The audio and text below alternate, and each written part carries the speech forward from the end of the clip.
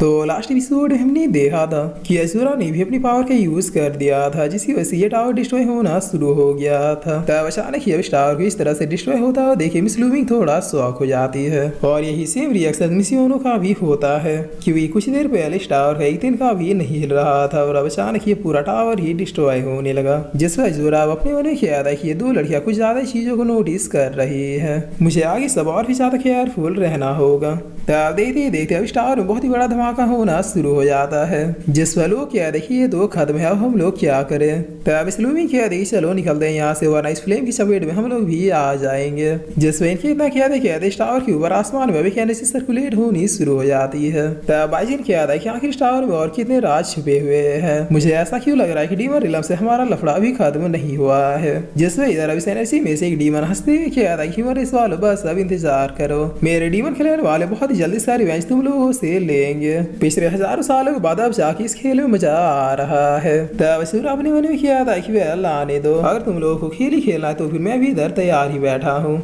और अब scene change होता है, हमें कुछ दिनों के बाद ताइलिंग साइड का सीन दिखाया जाता है, जहाँ असुरा अपने कमरे में बैठ के मेडिटेट करते हुए अपने मन में कह रहा था कि अभी तक मैंने जितने भी लोगों से फाइट किया आज तक कोई मेरे अगेंस्ट में टिक नहीं पाया है। बट अगर डीमन रिलम के सारे रॉयल फैमिली एक साथ हाथ मिला के यहाँ पे हमला कर दे, तब तो मुझे भी नहीं पता कि मैं उन लोगों को किस लेवल में अटक कर दे पाऊंगा। इसलिए अपनी कल्टिवेशन मुझे इंप्रूव करते रहना होगा जब तक कि मैं एक इमॉर्टल ना बन जाऊं। और फिर असुरा अपने मन में कह था कि अगर मुझे मिसियोनो से हेवन कैटेगरी के और का सीक्रेट पता चल जाए तो फिर तो मजा ही आ जाएगा। मेरे लिए डिफरेंट लेवल के मास्टर्स को डिफीट करना कोई बड़ी बात नहीं होगी और मैं उनके पास को भी बहुत ही अच्छे से पहचान पाऊंगा। यही सब सोच के असुरा हंसी रहा होता है, तभी आप ये वर्ड आती है क्या कि मास्टर आपकी सोच तो काफी लाजवाब है, मगर मुझे लगता नहीं कि मिसियोनो आपको इतनी जल्दी भाव देगी। जिस पर असुरा क्या था क्या काली फोवर्ड तुम फिर से यहाँ आ गए। तभी असुरा क्या था कि मास्टर मुझे आपको कुछ बताना है, लेकिन तभी दरवाजे पे मोटू लंबू अब नॉक करते हुए क्या था कि 27 क्या तुम जाग गए। और इतना कह दिए दोनों बंदर आते हैं क्या था कि 27 जल्दी चलो, तुम्हें पता है आज हमारे सेट में एक नई लड़की ज्वाइन करने वाली है,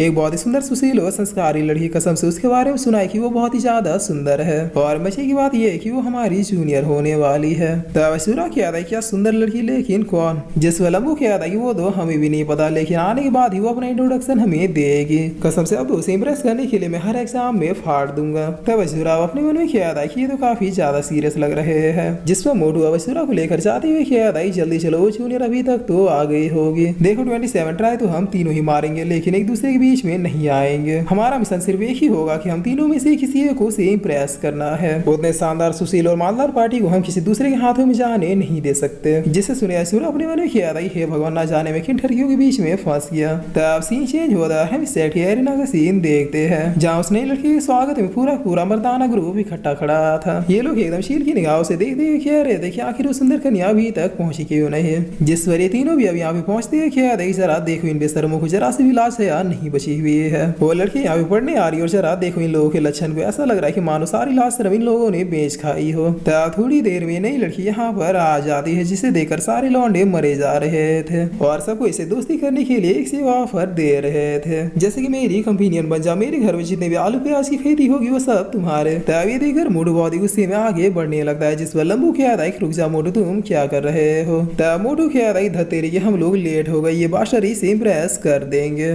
जिस पर ये लड़की अब सबको धन्यवाद कहती है कि मेरा नाम जूही और थैंक यू सो मच मेरे लिए इतनी रिस्पेक्ट दिखाने के लिए। और फिर जूही अब अचानक मोटू की ओर देखती है क्या देखिए मेरे ख्याल से आप इसी ने ब्रदर मोटू है, सुना इस बार के टेस्ट में आपका ये और सबसे ज्यादा स्ट्रॉन्ग पाया गया है। तब सुनते मोटू पीछे चिल्ला दे क्या हाँ मैं ही मोटू, मेरा मतलब मैं ही सीने ब्रदर मोटू हूँ। जिस पर ये जूही क्या देखे अरे वाह तो एक ही नजर में पहचान में आ गए। सीने मोटू क्या आप मुझे इस सेट में सारी जगहों को घुमा सकते हैं। वो क्या है ना मैं इस सेट में नहीं हूँ, मुझे इस सेट के बारे में कुछ ही पता नहीं है। और फिर जो अब अपने मन में क्या देखिए गोल मटोल ढोल भले ही अगली है, मरिसा और यहाँ मौजूद बाकी डिसाइबल से कहीं ज्यादा बेस्ट है। यकीनन इसे सीक्रेटली वही मिस्टीरियस मास्टर की ट्रेनिंग दे रहे होंगे। वेल इससे दोस्ती बहाने मैं उस मिस्टीरियस मास्टर तक तो जरूरी पहुंच जाऊंगी। तब मोटू अब अपने मन में क्या था क्या मैंने जो कुछ सुना वो सारी चीजें सही है, क्या ये सुंदर लड़की सच में मुझे अपना दोस्त बनाना चाहती है। अरे वारी मोटू बातें रही तो निकल पड़े। जिस वजह ही कह रही क्या वो सीनियर क्या मेरे साथ जाना नहीं चाहते। तब मोटू क्या था अरे नहीं चलो चलो मैं तुम्हें ये पूरा सेट घुमाता हूँ। वो क्या है ना, मैं पहले सेट में काम करता था, इसलिए मुझे इस सेट के बारे में एक चीज पता है। और ना क्या मोटवी से लेकर यहाँ से जाते ही क्या था कि अब तो सारे डिसाइबल्स की जल के कोयला हो गई होगी। मेरी माँ बिल्कुल सही कहती थी, इस दुनिया में मुझसे ज्यादा हैंडसम लड़का तो कोई और है ही नहीं। जिस पर लंबू अविक्षण की सांस लेते हुए क्या था कि आखिर इस मोटी किस्मत इतनी ज्यादा तेज कैसे हो गई। बताओ कहाँ वो नाजुक सी कली और कहाँ ये मूंगफली। पता नहीं आजकल की लड़कियों की टेस्ट को क्या हो गया है। तब अजूरा यहाँ से जाते हुए क्या था कि मुझे बहुत ही नींद आ रही है, मैं जा रहा हूँ सोने और मेरी तरफ से उस मोटे को बधाइयाँ दे देना। जिस वजह ना अजूरा अपने कमरे की ओर जा ही रहा होता है तभी मिस यून आवाज देती है क्या थी कि 27 रुक जाओ। तब अजूरा क्या था क्या हुआ, क्या मुझे ढूंढ रही थे। जिस पर मैडम यून क्या था 27 मुझे तुमसे एक फेवर चाहिए, क्या तुम मेरी हेल्प करोगे। तब अजूरा क्या था क्या बस ऑर्डर कीजिए, अगर मेरी बस की होगी तो फिर मैं जरूर करूंगा। जिस पर मैडम यून अजूरा कंधे पे हाथ रखते हुए क्या देखी बहुत खूब मैं चाहती थी कि तुम मेरी हेल्प जरूर करोगे। और फिर मैडम यून अजूरा का हाथ पकड़ के ले जाते हुए क्या देखी मेरे साथ चलो। तब सीन चेंज होता है, लोग सेट से काफी दूर आ जाते हैं। जिस पर अजूरा मैडम से पूछता है कि आखिर आप मुझे लेके आ रही है, हम लोग तो सेट से सिटी पहुंच गए। जिस पर मैडम यून कहती डोंट वरी, मुझे बस फॉलो करते जाओ, तुम्हें 5 ही मिनट में सब कुछ पता चल जाएगा।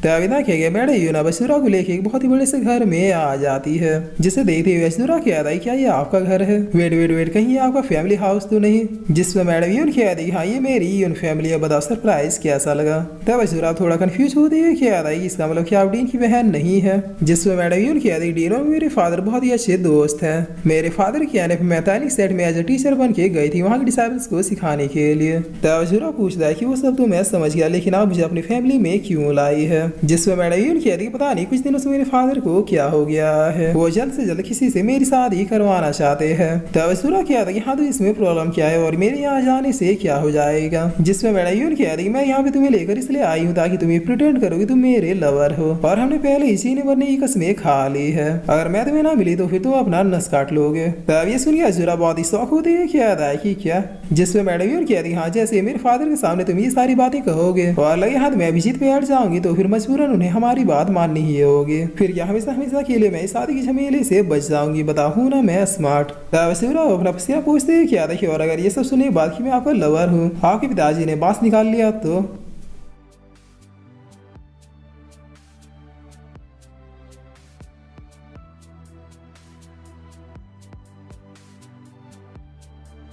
और फिर इसी के साथ ये एपिसोड यहीं पे खत्म होता है।